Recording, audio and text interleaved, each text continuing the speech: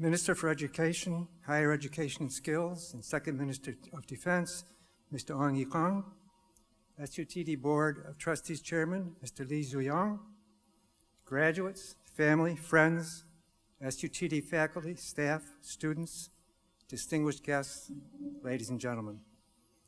Welcome to SUTD's graduation ceremony. Today is one of my favorite days of the year. We're here to celebrate with all our SUTD graduates, their family and friends. It is one of the most joyous days of the year. Today we celebrate not only our undergraduates and master's degree students, but also for the first time, PhD students graduating from SUTD. Students, congratulations to all of you.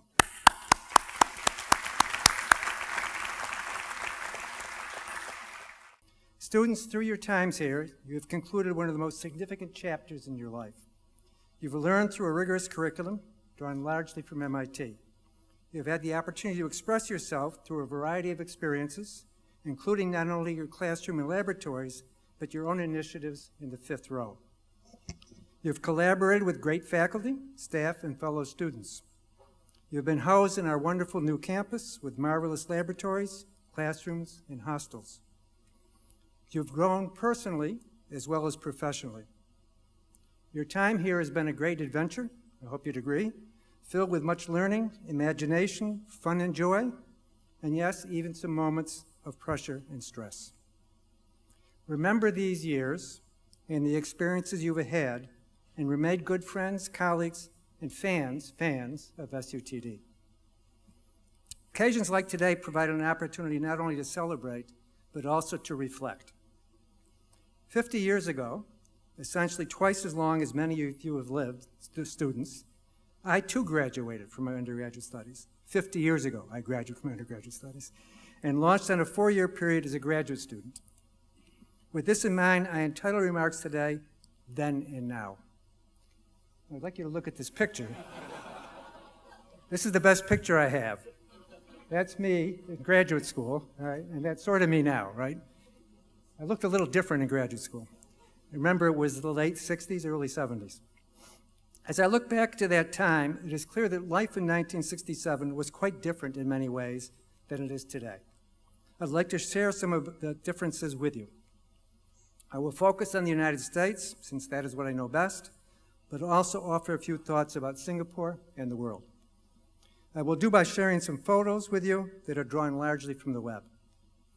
I will make estimates on several numbers, using an inflation number of 7.33. That is, every dollar spent in 1967 is worth $7.33 today. And I will do some rounding to make the numbers easier to process. However, don't hold me to any specific number. Let's start with some issues facing the world. In 1967, nearly 500,000 American troops were serving in the Vietnam War. 500,000. Peace rallies were occurring, and a number of protests against the war increased. Muhammad Ali was stripped of his boxing world championship for being a conscientious objector and refusing to be inducted into the U.S. Army. In the Middle East, Israel combated with Syria, Egypt, and Jordan in the Six-Day War. In the summer, cities throughout America exploded in racial rioting and looting. Clearly, it was a time of great deal of social activity, social unrest. Economics and finance. What do you think was the average household income and average price of a new house in the U.S. in 1967? Any ideas? No. In the U.S., household income per year was $6,200. That's the average household income, or about $46,000 today, in today's dollars. Today, it's about $58,000, or 20% higher, so salaries have increased. In Singapore, the median household income from work is $106,000 Sing, which equals about $78,500 U.S. The cost of an average new house in the U.S. was $14,300. It's a house, $14,300, or about $106,000 in today's dollars. Today, the average cost is $189,000, so it's increased by over $80,000. The year-end close in the Dow Jones Industrial average was 905, or 6640 in today's dollars. Today, the average is an astounding 22,000. So remarkable growth in the Dow Jones average. The average monthly rent was $125, or $925 in today's dollars. It's about $1,230 today. Gas per liter in the U.S. costs 8.7 cents. It's about 33 cents per gallon, or 64 cents in today's dollars. It's 76 cents in today's dollars, so it's increased, and about $1.58 in U.S. dollars in Singapore. The average cost of a new car was $2,750, or $20,200 in today's dollars. Today, it's about $33,700, considerably more. A movie ticket costs $1.25, or $9 in today's dollars. It's about $12 today. So an average house price was 2.3 years of income in 1967. Today, it's about 3.3 years. The average cost of a new car was about 44% of the yearly salary. Today, it's about 58%. The average cost of an apartment is about 33% higher than it was in 1967, all in today's dollars. Now, that's a lot of numbers, perhaps way too many numbers. But as you can see, the U.S. economy has changed some. In some ways, it's not as good as it was in 1967. In other ways, it's as good. Entertainment, fashion, and living. Life expectancy at birth in the U.S. in 1967 was 73.5 years. Today, it's 79 years. In Singapore in 1967, it was 67.5 years. Today, it's 85 years. So 79 years in the U.S., 85 in Singapore. Those are enormous gains. In England, Twiggy was a fashion icon, and miniskirts continue to become shorter and shorter. This year was named the Summer of Love, and teenagers congregated, got friendly, and smoked pot. Entertainment became more geared to the youth. The Rolling Stones and New York Magazine were introduced. Discotheques and single bars occurred across the world. The Beatles and Monkees were in their prime. You've all heard of the Beatles, right? No, the Monkees is another group, very serious. The Graduate, The Dirty Dozen, Bonnie and Clyde, and Cool Hand Luke were new movies.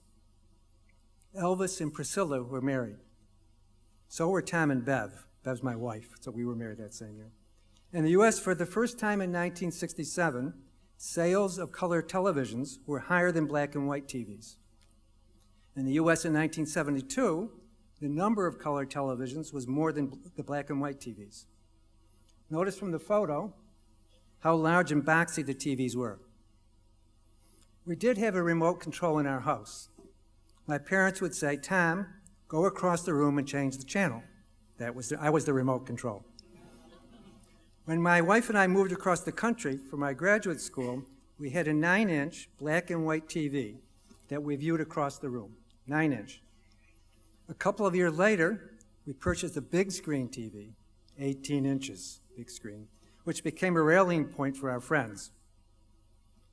When do you think color television started in Singapore? It's 1973 or 1974. Other than jobs as nurses, secretaries, and teachers in elementary and secondary schools, few women were in the workplace. Next, how about technology? The world's first successful heart transplant operation was performed in South Africa by Dr. Christian Barnard. CES, the Consumer Electronics Show, held its first meeting.